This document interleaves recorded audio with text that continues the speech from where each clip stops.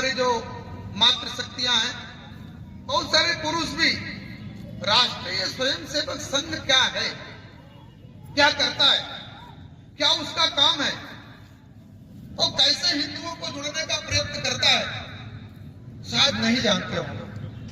बहुत अच्छे पढ़े लिखे लोग को मैंने देखा है, बहुत लोगों से हमने बात किया, हाँ सबने सुना तो है लेकिन बहुत जानते नहीं।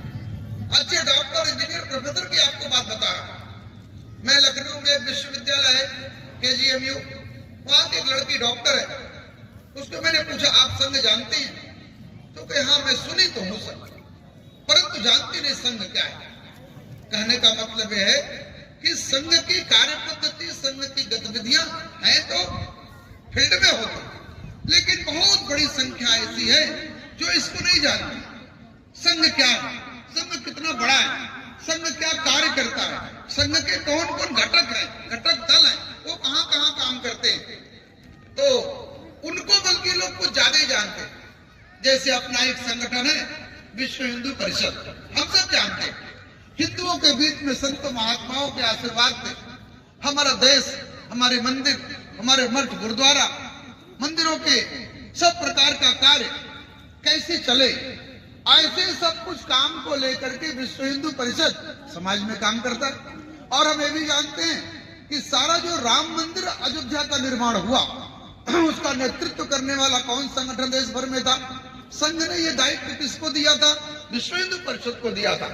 विश्व हिंदू परिषद के नेतृत्व में सारी शक्ति, सारे संत महात्माओं का आशीर्वाद लेकर के, समाज का आशीर्वाद, समाज की शक्ति के साथ विश्व हिंदू परिषद एक नहीं अनेक बार अयोध्या पर आंदोलन किया। आप सब जानते हैं अनेक यहाँ ऐसे लोग होंगे जिन्होंने शायद लाठियां खाई होंगी, कई लोग जेल में गए होंगे, कितने प्रकार की परेशानियां सही, गोलियां चली, विरोध की सरकारों ने गोलियों से सरजू के पानी को लाल कर दिया। सरजू के पानी को लाल नहीं किया बल्कि सरजू के धरती को भी लाल कर दिया। आदमी नहीं, बुलडोजर से लाशें उठाई गई, इतनी हत्याएं मुलायम सिंह सरकार के अंदर की गई, आप कल्पना नहीं कर सकते। लेकिन क्या पीछे हटा? विपक्षी हम लोगों को कहते थे ये राजनीतिक स्टंट है, राजनीतिक एजेंडा है, ये जानते हैं राजनीति के लिए आए, इनका नारा है। हम लोगों पर व्यंग करते थे, रामलला हम आएंगे, मंदिर वहीं बनाएंगे, तारीख नहीं बताएंगे। ऐसा हमारा हिंदू, हमारे ही समाज के हिंदुओं को कहता था। हिंदू कितना स्वार्थी, आप कल्पना करिए, अपनी राजनीतिक रोटी के लिए क्या बोलते, तारीख नहीं बताएंगे। तारीख अपने हाथ में थी क्या? तारीख बताने वालों पर तो गोलियां चल रही थी, तारीख बताने वालों पर तो लाशें बिछा दी गई, तारीख बताने वाले के ऊपर घोड़े दौड़ा दिए गए, नाखून खिंचवा लिया, जेल में डाल दिया, प्रतिबंध लगा दिया। कैसे तारीख बता सकते हैं?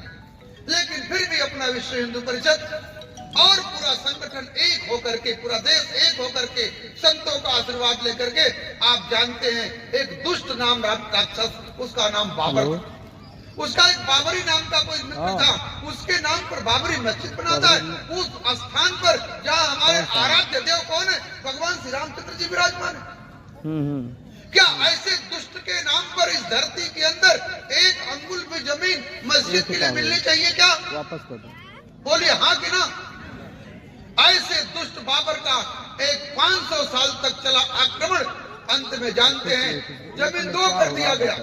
अच्छा हुआ कि बुरा हुआ, आप विचार करें। दो लोग हैं ऐसे राक्षसों के नाम पर इस धरती पर जो अत्याचारी, व्यभिचारी, अनाचारी था, दुष्टता, आक्रामकता था, उसके बाद भी तो हमने सम्मान नहीं किया। बाबर, अकबर, हुमायूं, खिलजी, तुगलक, टीपू सुल्तान, ये राक्षस थे, इस धरती पर आक्रांता थे, आक्रमण करते थे, मातृ बहनों का इज्जत लूटते थे, पुरुषों को दंड देते थे, अपना घर में कब्जा कर लेते थे।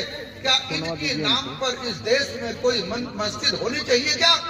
एक बार विचार करिए दूसरों के लिए। वो अकबर, इस देश का दुर्भाग्य देखिए, उसने इलाहाबाद बनाया, दीन इलाही नाम का एक अलग धर्म चलाया। प्रयाग को इलाहाबाद बनाने वाला कौन है? उसका नाम अकबर है। वो 10-11 साल की जब उसकी उम्र थी तो उसका एक सेनापति बैरम खान था, वो बैरम खान ने उसके हाथ में तलवार पकड़ाया और एक हिंदू का गला काटा, उसको गाजी को उपाधि दिया। गाजी जानते हैं किसको कहते हैं? कम से कम एक गैर मुस्लिम का जो गला काट दे, तन सर से जुदा कर दे, उसको गाजी कहते हैं। ये हमको सिखाने वाले राक्षस ये हमको बताएंगे कि हम हिंदुओं को सिखाएंगे, ये मानवता सिखाएंगे, ये राष्ट्रीयता सिखाएंगे। ऐसे ये दुष्ट लोगों के नाम पर इस देश में क्या होना चाहिए। इस देश के अंदर जब कोई पूजा करता था तो आक्रांता हमको पूजा नहीं करने देते, कथा नहीं करने देते, शंख नहीं बजाने देते, कोई लाश लेके जा रहा तो राम नाम सत्य नहीं करने देते थे। ये कुंभ के ऊपर टैक्स लगाए, कुंभ बंद कर दिया, जजिया कर लगाया, क्या जीने के लिए कर देना है। अत्याचार की पराकाष्ठा देखिए। ऐसा अकबर, बाबर, खिलजी, हुमायूं, तुगलक, टीपू सुल्तान, इनके नाम पर इस देश में मस्जिद बनेगी क्या। ऐसे दुष्टों को हमारे दुष्ट इतिहासकारों ने क्या पढ़ाया। देखिए क्या पढ़ाया। अकबर महान है, आज भी हमारा लड़का पढ़ता है। क्या इनके नाम पर होना चाहिए क्या। इस देश के अनेक स्थानों का नाम बदल दिया। बगल में गाजीपुर जिला है, वो गाजरी, बगल में जौनपुर है, जमनगर ऋषि की राजधानी थी, वो जौनपुर हो गया। बगल में सुल्तानपुर है, वो सुंदर लताओं का पुष्प था, ऐसा पुष्पवनपुर हम लोग कहा करते थे, वो सुल्तानपुर हो जाता है। और मिर्जापुर जाएंगे, मिर्जा देवी का भव्य दिव्य मंदिर है, जिनके नाम पर मिर्जापुर नाम था, आज वो मिर्जापुर हो जाता है। थोड़ा दूर जाएंगे तो एक कर्णावती नाम का शहर है, वो क्या बन गया, अहमदाबाद बन गया। एक भाग्य लक्ष्मी एक दिव्य मंदिर थी, वो हैदराबाद बन जाता है। देश के स्थानों को फैजाबाद, इलाहाबाद बना दिया। स्थानों के नाम को कैसे बदला। ये इस देश का इस्लामीकरण का, कैसे इस देश में इस्लामीकरण हावी हो जाए, पूजा न करने दिया जाए, लाश लेकर जाने वाले को राम नाम न बोलने दिया जाए, कुंभ न लगने दिया जाए, औरतों पर अत्याचार किया जाए, पुरुषों को कष्ट दिया जाए। ऐसा अत्याचारी शासकों को दुष्ट इतिहासकारों ने क्या पढ़ाया। अकबर महान है। अकबर महान है क्या। ये दुष्ट आक्रांता महान हो सकते हैं क्या। ये राक्षस महान हो सकते हैं क्या। इस देश का दुर्भाग्य देखिए। ऐसे दुष्टों को हम लोगों ने क्या पढ़ा दिया। अकबर महान है। और ऐसे लोगों के नाम पर इस देश में मस्जिद बनेगी जो हमारे ऊपर अत्याचार किए। एक अंगुल भी धरती पर बाबर के नाम पर जमीन मोहताज हो जाएंगी, इनको मिले, ध्यान रखिए। ऐसा हिंदुत्व का प्रचंड ज्वार हम सब नागरिकों के माध्यम से उठना चाहिए, ये कोई और नहीं करेगा। आप दिल्ली के सड़कों पर खड़े हो जाइए तो आप रोड का नाम देखेंगे, हुमायूं रोड है, तुगलक रोड है, लोधी रोड है, ये बाबर रोड है, हुमायूं रोड है। ये होना चाहिए क्या। आप प्रयाग की धरती पर खड़े हो जाइए तो वहां मोहल्ला कौन है, लूकरगंज है, वहां मोहल्ला कौन है, मुंफोड़गंज है, वहां सड़क कौन है, स्टेलनी रोड है। ये कौन है। इसके बाद ईसाइयों का आगमन हुआ। ये और खतरनाक निकले, सांपनाथ एक नागनाथ निकले। इस देश के अंदर मदर टेरेसा नाम की एक महिला धर्मांतरण कराने का कुचक्र रचा करती थी, और वो महिला को देश के, दुनिया के लोगों ने नोबेल पुरस्कार दिया। वो पूरे 7 प्रांत के जो आपको दिखाई देता, असम, मिजोरम, नागालैंड, सिक्किम, अरुणाचल, त्रिपुरा, ये हिंदुओं का प्रकृति की पूजा करने वाला समाज था, सीधा समाज था, गौ समाज था। थोड़ा अनपढ़ था, अशिक्षित था, थोड़ा बेरोजगारी थी, गरीबी थी। इनके बीच के अंदर क्या किया, ये यीशु के नाम पर धर्मांतरण कराने का काम किया। इस देश के ऊपर अंग्रेजों का अत्याचार, और एक तरफ उस अत्याचार का लाभ उठा करके गरीबों को एक कष्ट देना, गरीबों को धर्मांतरित कर देना, गरीबों को ईसाई बना देना। ये कहाँ का न्याय है, ये कहाँ का धर्म है, ये कहाँ का सत्य है। और दुर्भाग्य से कुछ हिंदू भी उनका साथ देते हैं, वो भी हिंदुत्व के प्रबल विरोधी है। ऐसे लोगों को भी सबक सिखाने का काम आज का हिंदू सम्मेलन का माध्यम करेगा, ध्यान रखिए। इन ऐसे लोगों को किसी कीमत पर अपने घर के अंदर प्रवेश नहीं देना, अपने घर के अंदर किसी प्रकार के इनकी गुस्ताखी माफ नहीं करना। ऐसे अगर अपने गांव के अंदर भी कुछ दुष्ट शक्तियां सक्रिय हैं, मुझे पता लगा, ध्यान रखिए। इसलिए आप सबका दायित्व, आप सबकी जिम्मेदारी है, एक भी यहाँ ईसा मसीह का दरबार, ईसा मसीह की प्रार्थना, ईसा मसीह के नाम पर अगर इस धरती पर कोई कुछ कुकर्म अत्याचार करता है तो उनको सबक सिखाने का काम खासकर हमारी महिलाओं का ध्यान रखें। हमारी मातृशक्तियों की विशेष जिम्मेदारी है ऐसे लोगों को अपने ब्रांडेड चप्पलों से मार करके बाहर निकालना।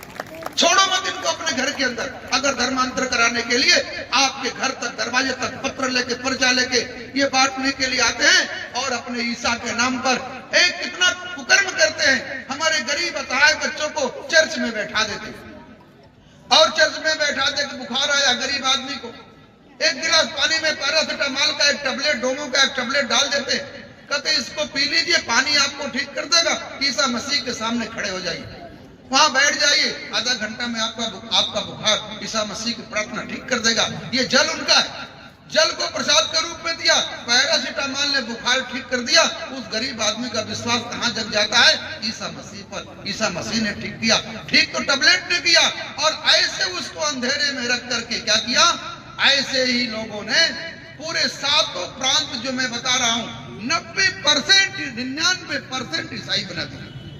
वहां मंदिर नहीं होती, ध्यान रखिए, जंगलों के अंदर कथा प्रवचन हिंदू सम्मेलन नहीं होते, अब तो होने लगे। ऐसे गरीबों के बीच में गए, उनके पास खेत था, जमीन थी, उस जमीन को उन्होंने कब्जा कर लिया। कैसे किया? उन्होंने कहा तुम आंख बंद करो। वो हिंदू बोलता है, जब मैंने आंख बंद किया, आंख जब मेरी खुली थी तो इनके हाथ में बाइबल थी और मेरे पास कागज थे, किसके? जमीन के। जब मैंने आंख बंद किया और आंख बंद करने के बाद फिर खोला, जब दोबारा आंख खोला तो जमीन इनके पास हो गई, बाइबल मेरे पास आ गई, हम सब ईसाई बन गए। ऐसे गरीब असहाय लोगों की देखिए कितना प्रताड़ना दे करके, कष्ट दे करके। ये मदर टेरेसा, हमने सुना उसके बगल में एक लड़की थी, उसने एक किताब लिखा कि वो तब तक दवा नहीं देती थी जब तक धर्मांतरित न हो जाए। कलप कलप करके कष्ट के साथ मर जाता था पेशेंट, लेकिन उसको दवाई नहीं देती। ये ईसाइयों ने कितना अत्याचार किया। और दूसरी तरफ यहाँ के जिस शहर में जाएंगे आप, जलियांवाला बाग बना दिया, अनेक शहरों को देखे खूनों से लाल कर दिया, अनेक शहरों में पेड़ आपको दिखाई देगा, वहां फांसी दी जाती थी, सरेआम फांसी दी जाती थी। ये ईसाइयों का अत्याचार था। मुसलमानों का अत्याचार, पूजा नहीं करते, फांसी के लिए पेड़ गिने जाते थे। ऐसे पेड़ों का एक हेरिटेज लखनऊ के अंदर बन रहा है कि ईसाइयों ने कहां कहां पेड़ों में लोगों को फांसी लटकाई। चंद्रशेखर आजाद को किस कंपनी गार्डन के किस पेड़ के पीछे उन्हें छिप करके गोलियां चलाई, उस पेड़ का कलम करके वो वहां का फतेहपुर की किस इमली में फांसी दी जाती थी, उस इमली के पेड़ के कलम पर को देश भर में जहां जहां इस प्रकार से ईसाइयों ने पेड़ों के साथ दुर्व्यवहार किया और पेड़ों के साथ फांसी को लटका दिया, ऐसे पेड़ों को कलम करके उसका निर्माण करके एक लखनऊ के अंदर एक कृषि का संस्थान है, पारासर नाम उस संस्थान का है, वहां ये हेरिटेज ट्री लगा रहे हैं, हेरिटेज गार्डन बना रहे हैं, एक हाथी बना रहे हैं। इन दुष्टों के अत्याचार का ध्यान रखिए। ऐसा अत्याचार जलियांवाला बाग में किया।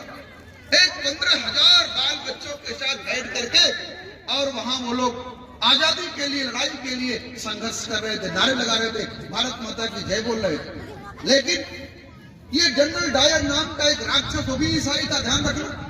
वो जाकर के सरेआम छूट करता, गोलियों से खून डालो, और उसके अंदर एक दरवाजा था, उस दरवाजे में ताला बंद कर देता है, गोलियों से खून डालता है वहां के लोगों को, छोटे छोटे बच्चे। एक वहां उसके अंदर कुआं होता है, उस कुएं में लोग कूद पड़ते हैं जान बचाने के लिए जलियांवाला बाग के अंदर। लेकिन कूद पड़ते हैं तो सारे लोग मौत का कुआं बन जाता है। कई बंधु ऐसे दीवारें आपके सामने किसी प्रकार से भागने का प्रयत्न करते, वही गोलियों से भून देते। आज भी आप जलियांवाला बाग के अंदर जाएंगे तो गोलियों के निशान दिखाई देंगे आपको, वो बचा के रखा लोगों ने। इतना खून बहा तो पार खूनों से पानी की जैसा बहने लगा। छोटे छोटे बच्चे जो माताएं लेकर गई थी, वो बच्चे भी मर गए, उनके भी खून, और उन्हीं के खून में लाशें तैरने लगी। कितना अत्याचार इन लोगों ने किया। सुभाष चंद्र बोस ने 64,000 की सेना लेकर के पहले बार जब आक्रमण किया तो युद्ध किया, 34,000 लोग पहले दिन गोलियों से भून दिए गए। आज किन लोगों ने बलिदान दिया है? ये बलिदान, ये अत्याचार किसने किया? इसका नाम ईसाई है, इसका नाम है सब जगह जगह पर चादर और फादर के नाम पर ये डेरा जमाए बैठे। ऐसे लोगों की दवाई इस देश से विदाई है, और कोई दवाई इस देश की। हम बढ़िया बिस्तर जिस दिन बांध देंगे, इनकी दुकान बंद हो जाएगी, तब ध्यान रखो। और जो हिंदू इनका साथ देता है, उसकी दवाई और जबरदस्त महिलाओं को करनी। ऐसे कुछ नाम चिन्हित भी है, ऐसे कुछ नाम आए भी हैं जो इन चादर और फादर वालों का सहयोग करके राजनीतिक रोटी सेकने का प्रयत्न करते हैं। ऐसे लोगों की भी दवाई ब्रांडेड चप्पल ही है, याद रखो, ब्रांडेड चप्पल खरीद लो। ऐसे लोगों को जो दवाई कर सकते हैं करें, चिंता मत करो, सब ठीक रहेगा। कोई किसी की हिम्मत नहीं आज आपके ऊपर हाथ दिखाए। ऐसा काम आज विश्व हिंदू परिषद एक छोटा सा संगठन बनवासी कल्याण आश्रम ईसाइयों का शासन रहा, 70 साल तक इस देश के अंदर कांग्रेसियों का शासन रहा। इन सब ने मिलकर के इतना कष्ट, इतना मार, भंडारा चल रहा है यहाँ पे।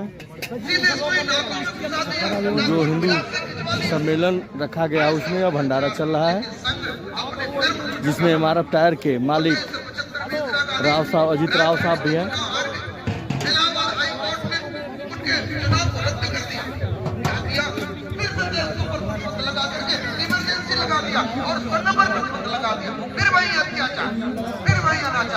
निरंतर बने रहिए मनु मिश्रा के साथ, ऐसे ऐसे खबरों के साथ।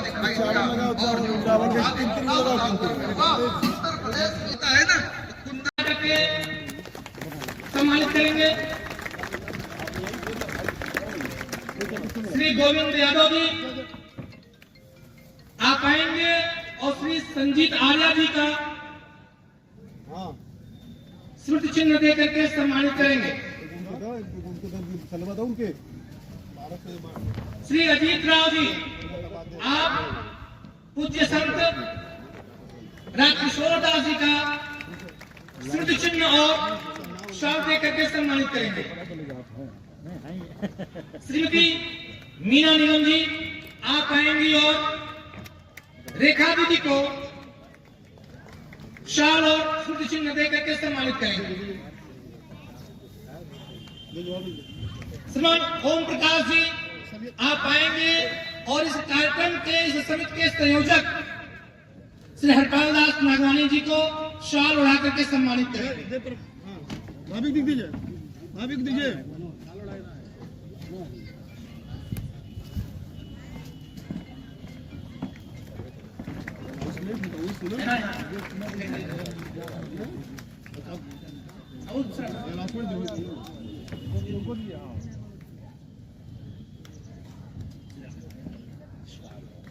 श्रीमान ओम प्रकाश जी, आप शाल उड़ा करके श्रीमान हरपाल दास नागवानी जी को सम्मानित करेंगे।